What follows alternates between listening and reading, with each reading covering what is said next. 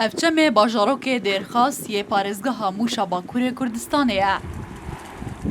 Mûş ku ji ber baya xwe asar û seqaya hênik, salane herî zêde koçerên ajaldar berê xwe didinê, îsal rastî germahiyê hatiye û rewşa xelk û ajaldarê wê zehmet bûye.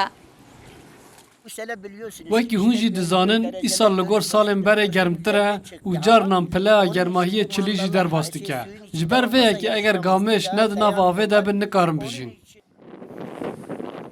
Tevê ku pileyên germahiyê li Mûşê berawer bêriha Sêrt û çend bajarê din kêm e, lê Mûş ran nehatiye vê germê re. Gavanên me demjimêr 11 wan tînin vir û wan dixin nav avê.